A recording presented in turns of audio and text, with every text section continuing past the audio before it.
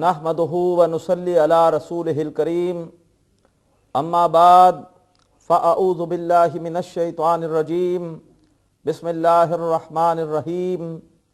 محترم ناظرین، السلام علیکم ورحمۃ اللہ وبرکاتہ۔ کیو کیمپس کے اس پروگرام عربی گرامر برائے قرآن فہمی میں ہم سورۃ الحدید کی آیت نمبر 27 کا ترجمہ کر رہے ہیں۔ پچھلی کلاس تک ہم نے جتنے حصے کا ترجمہ کیا تھا اس کو دوبارہ دہرا لیتے ہیں۔ اللہ تبارک و تعالی نے ارشاد فرمایا ثم قفینا علی آثارہم برسولنا، پھر ہم نے ان کے نقش قدم پر بھیجا اپنے رسولوں کو۔ کن کے نقش قدم پر؟ ابراہیم علیہ السلام، نوح علیہ السلام، اور جو بھی اللہ تبارک و تعالیٰ کے ان دونوں پیغمبروں کی اولادوں میں سے ہدایت یافتہ بندے تھے۔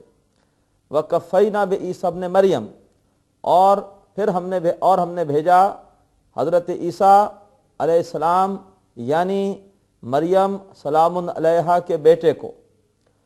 وَآتَيْنَاهُ الْإِنْجِيلَ، اور ان کو ہم نے انجیل دی، انجیل عطا کی۔ وَجَعَلْنَا فِي قُلُوبِ الَّذِينَ اتَّبَعُوهُ رَحْفَةً وَرَحْمَةً، اور ہم نے رکھی ان لوگوں کے دلوں میں جنہوں نے عیسیٰ علیہ السلام کی اتباع کی، نرمی اور رحمت۔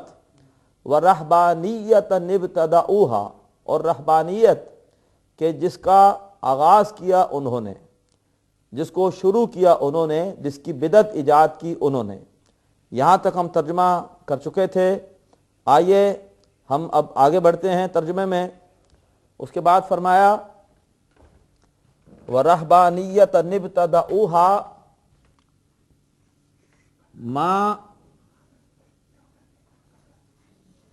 ما كتبناها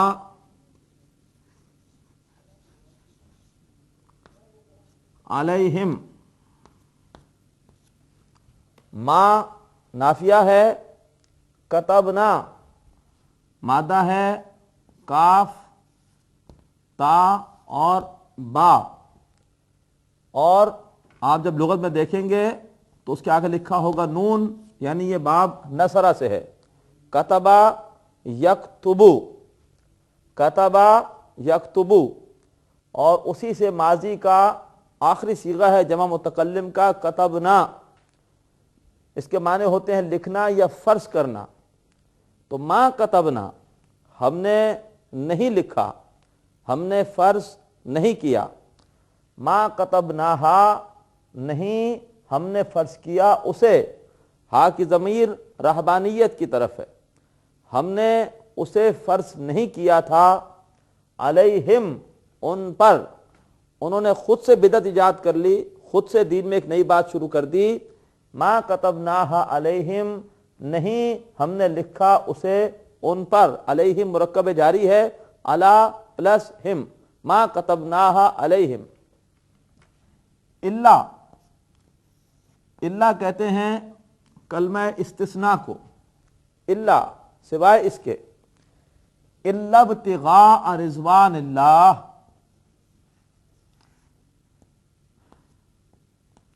الا ابتغاء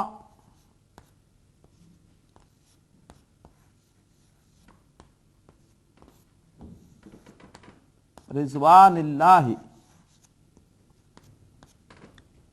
اللہ کلمہ استثناء، ابتغاء مادہ ہے با،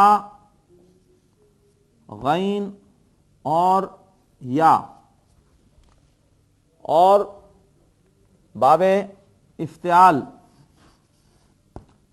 یہ باب افتعال کا مصدر ہے ابتغاء۔ باب افتعال کا مصدر ہوتا ہے افتعال، اور اس سے یہ بن جائے گا، جب یہ مادہ ہم رکھیں گے یہ بن جائے گا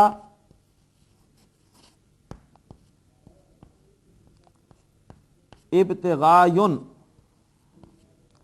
اور یہ ناقص کا ایک قاعدہ ہے کہ جب بھی حرف علت سے پہلے الف ہو، الف حمزہ نہیں، الف ہوتا ہے جس پر کوئی حرکت نہیں ہوتی، تو یہ یا بدل جاتا ہے کس میں؟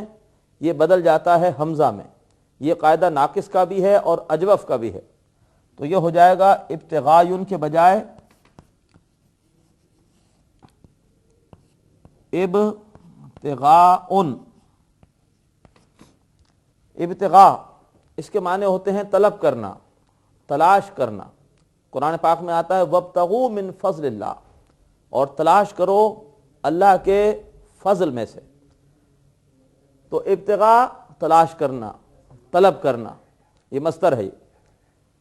ہم نے نہیں لکھا ہم نے اسے ان پر، نہیں فرض کیا ہم نے اسے ان پر، مگر کیا چیز فرض کی تھی؟ ابتغاء رضوان اللہ، اللہ کی رضا طلب کرنا. ہم نے ان پر یہ چیز فرض کی تھی. ہمارا ہر کام کے پیچھے جو نصب العین ہونا چاہیے، ہماری نیت ہونی چاہیے، وہ کیا ہونی چاہیے؟ کہ اللہ ہم سے راضی ہو جائے. دکھاوے سے، ریاکاری سے اور کسی بھی دنیوی فائدے سے، شہرت سے ہمیں شعوری طور پر بچنے کی کوشش کرنی چاہیے. ہم نے نہیں فرض کیا اسے ان پر، یعنی رہبانیت کو ہم نے فرض نہیں کیا. کیا فرض کیا؟ اللہ، مگر، یعنی یہ چیز ہم نے فرض کی تھی. کیا چیز؟ اللہ کی رضا طلب کرنا، اللہ کی رضا تلاش کرنا. رضوان ابتغاء یہاں پر مضاف ہے، اس لیے یہ خفیف ہے، اس پر حرکت ایک ہے. مفعول ہے، یعنی اللہ نے اس کو لکھا تھا، اس طلب کرنے کو لکھا تھا، اس لیے حالت نصب میں ہے. رضوان مضاف الیہ ہے ابتغاء کا، یہ ان کے آپس کی نسبت اضافت کی ہے، یہ مرکب اضافی ہے. رضوان کا لفظ اس صورت میں پہلے بھی آ چکا ہے. اس کا مادہ ہوتا ہے را، ضاد اور یا. رضیہ یرضا، باب سمعہ سے رضوان. رضوان کے معنی خوشنودی، رضا. اور رضوان بذات خود پھر مضاف ہے، اور اس کا مضاف الیہ اللہ ہے، اس لیے اس پر بھی حرکت ایک ہے. مضاف ہونے کی وجہ سے یہ بھی خفیف ہے. اور اس پر جر کی حرکت کیوں ہے؟ اس لیے کہ یہ اس کا مضاف الیہ بھی ہے. رضوان اللہ، اللہ کی رضا. اللہ یہاں پر مضاف الیہ ہے.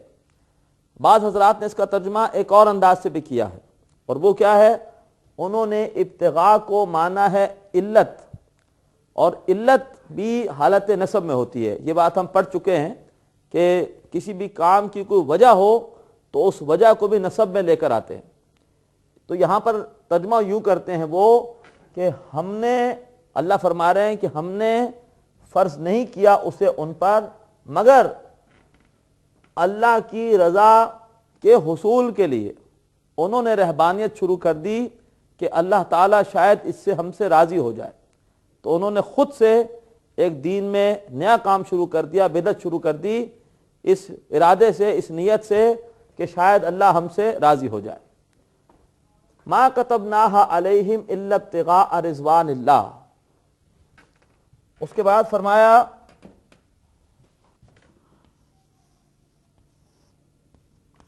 فما رأوہا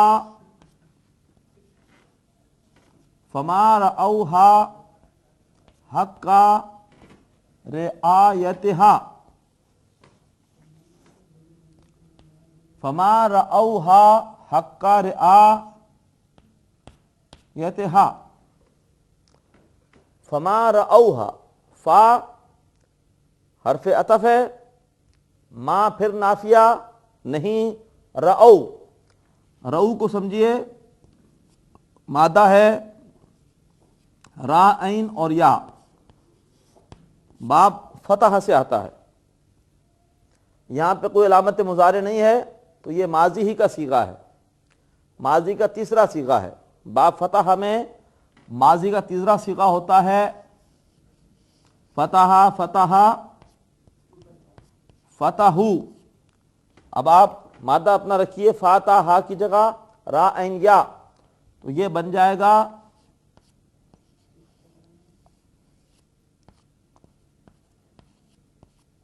رأیو. دو حرف علت اکٹھے ہو رہے ہیں تو مادے کا حرف علت حذف ہو جائے گا. پیچھے زبر ہے لہذا ہم کوئی تغیر نہیں کریں گے، ورنہ زبر نہ ہو تو پھر جو حرف علت بچتا ہے اس کے اعتبار سے حرکت کو ایڈجسٹ کیا جاتا ہے، تو یا گر گیا اور یہ رہ جائے گا رأو۔ فما رأوہا، تو پھر انہوں نے پھر نہیں رعایت کی اس کی، پھر نہیں انہوں نے رعایت کی اس کی حق رعایتہا، جیسی کہ اس کی رعایت کرنی چاہیے تھی۔ انہوں نے اس کا حق، انہوں نے حق ادا نہیں کیا اس کا جیسا کہ اس کا حق ادا کرنا چاہیے تھا۔ یعنی اگر وہ نیک نیتی کے ساتھ گئے تھے راہب خانوں میں، جنگلوں میں، اگر وہاں وہ جا کر واقعی اللہ اللہ کرتے، دنیا داری نہ کرتے، غلط کام نہ کرتے، تو شاید اللہ تبارک و تعالی ان کی حسن نیت کی وجہ سے معاف بھی کر دیتا۔ لیکن انہوں نے پھر راہب خانوں میں جا کر اور غلط کام کیے، راہب خانوں کے تہہ خانوں سے ناجائز بچوں کے قبرستان پورے برآمد ہوئے، اور دنیا داری میں انہوں نے اللہ اور مخلوق کے درمیان حائل ہو کر اور لوگوں سے نذرانے اور لوگوں سے عطیات اس قدر وصول کیے کہ ایک پوری کی پوری یہ رہبانیت کاروبار بن گیا۔ اللہ اور بندے کے درمیان وہ راہب حائل ہو گئے۔ وہ جو اقبال نے کہا ہے کہ کیوں خالق و مخلوق میں حائل رہیں پردے، پیران کلیسا کو کلیسا سے اٹھا دو، تو فما رأوہا حق رعایتہا، پھر انہوں نے اس کی رعایت نہیں کی جیسا کہ اس کی رعایت کا حق تھا۔ فآتینا الذین آمنوا، فآتینا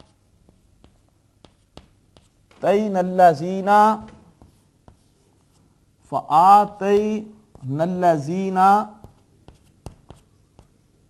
آمنوا منہم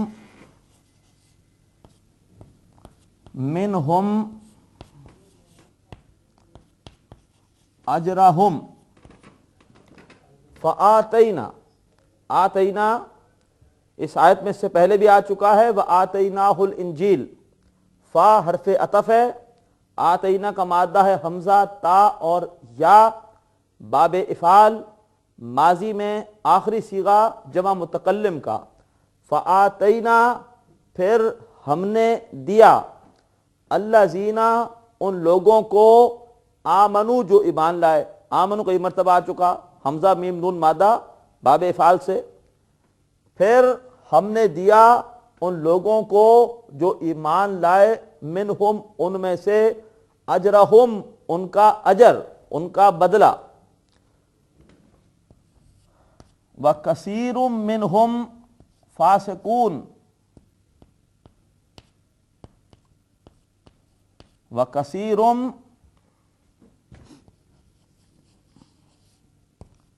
منہم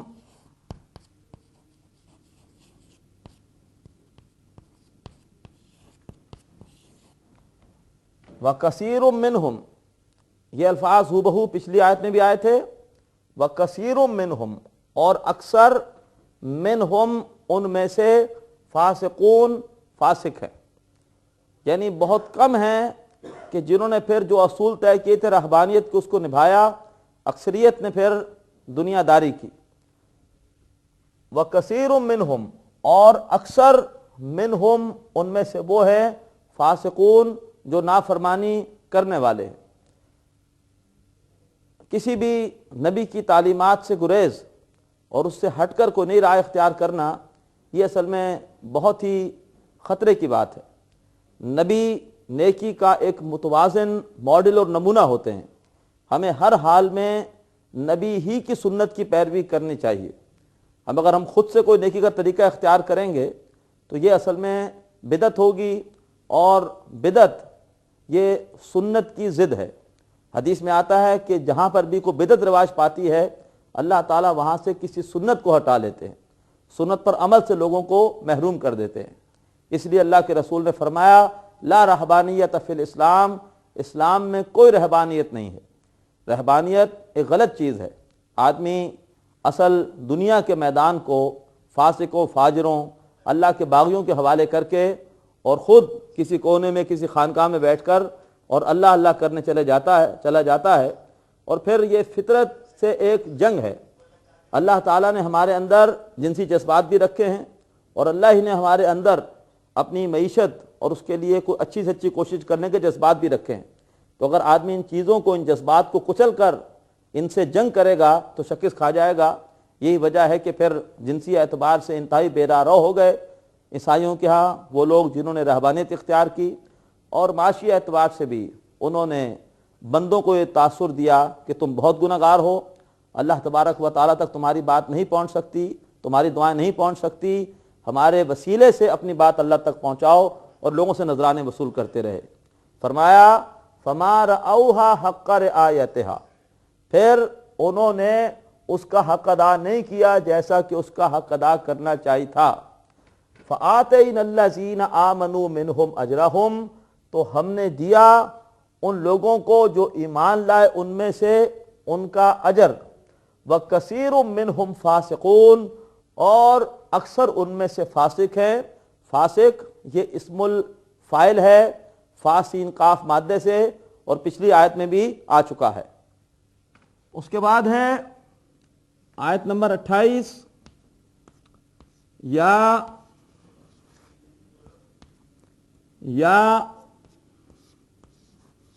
ایھا الذین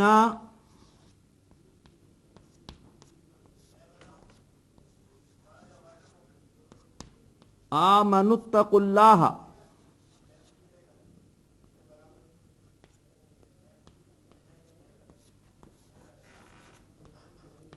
یا ایھا الذین آمنوا اتقوا اللہ، یا ایھا الذین آمنوا، یہ الفاظ آ چکے ہیں 5 بار سورہ حجرات میں۔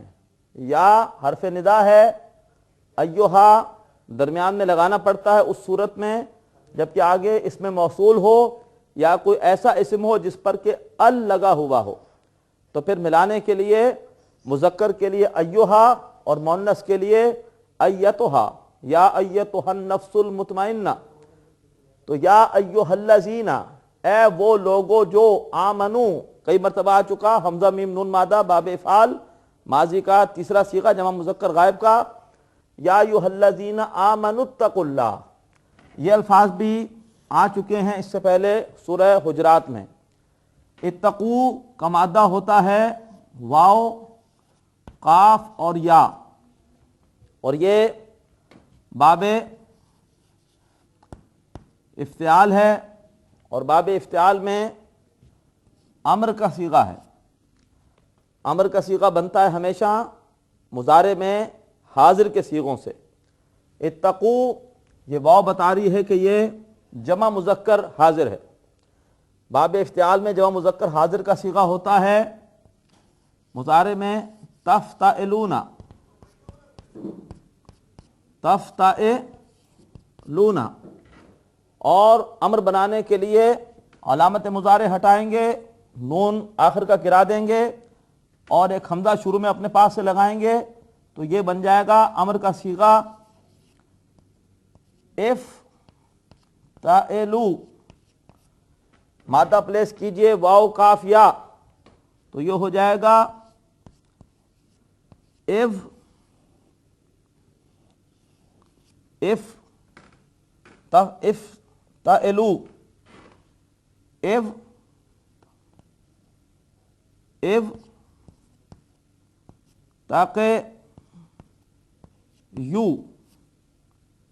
افتقیوا۔ واو باب افتعال میں تبدیل ہو جاتی ہے مثال کی ہمیشہ تا میں، یہ تا میں بدل جائے گی تو یہ 2 تا ہو جائیں گی، تو یہ بن جائے گا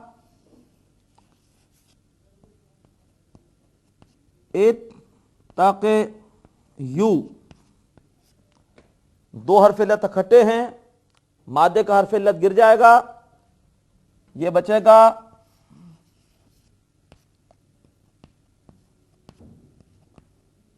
اتقو۔ اگر زبر ہوتی پیچھے ہم کوئی تغیر نہ کرتے، زیر ہے، واو کی رعایت سے یہ بدل جائے گی پیش میں، اور یہ ہو جائے گا اتقو. تو اتقو آمنوا اتقوا اللہ، اے لوگوں جو ایمان لائے تقوی اختیار کرو اللہ کا، بچو اللہ کی نافرمانی سے. اللہ مفعول ہے اس لیے حالت نصب میں ہے. محترم ناظرین، الحمدللہ کہ آج ہم نے سورۃ الحدید کی سیکنڈ لاسٹ آیت یعنی آیت نمبر 28 کا ترجمہ ہم نے شروع کر دیا. اللہ تبارک و تعالی سے دعا ہے کہ آج ہمارے سامنے جو بھی ہدایات آئی ہیں اور خاص طور پر بدعت کے حوالے سے جو شناعت یہاں پر موجود ہے، اللہ تعالی ہمیں اس سے بچنے کی توفیق عطا فرمائے. نہ صرف قرآن کا فہم عطا فرمائے بلکہ اس پر اللہ تعالی ہمیں عمل کی توفیق بھی عطا فرمائے. وآخر دعوانا ان الحمد للہ رب العالمین. ناظرین، ابھی آپ نے پروگرام عربی گرامر برائے قرآن فہمی کا لیکچر نمبر 58 ملاحظہ فرمایا. اب آپ کے سامنے اس لیکچر سے متعلق سوالات پیش کیے جا رہے ہیں. ان سوالات کے صحیح جواب دینے والے ناظرین کو کیو ٹی وی کی جانب سے کورس کے اختتام پر سرٹیفکیٹس دیے جائیں گے. سوالات یہ ہیں. پہلا سوال، ابتغاء کا مادہ ہے ڈیش. اے با غین حمزہ، بی با تا غین، سی با غین یا. دوسرا سوال، رضوان مضاف بھی ہے اور ڈیش بھی. اے مضاف الیہ، بی مفعول، سی علت. تیسرا سوال، رعو کا مادہ ہے را عین یا اور یہ ڈیش ہے. اے ناقص، بی اجوف، سی مثال. چوتھا سوال، اتقو باب افتعال میں فعل ڈیش ہے. اے مضارع حاضر، بی امر، سی مضارع مذکر. محترم ناظرین، سوالات دوبارہ سماعت فرمائیے. پہلا سوال، ابتغاء کا مادہ ہے ڈیش. اے با غین حمزہ، بی با تا غین، سی با غین یا. دوسرا سوال، رضوان مضاف بھی ہے اور ڈیش بھی. اے مضاف الیہ، بی مفعول، سی علت. تیسرا سوال، رعو کا مادہ ہے را عین یا اور یہ ڈیش ہے. اے ناقص، بی اجوف، سی مثال. چوتھا سوال، اتقو باب افتعال میں فعل ڈیش ہے. اے مضارع حاضر، بی امر، سی مضارع مذکر.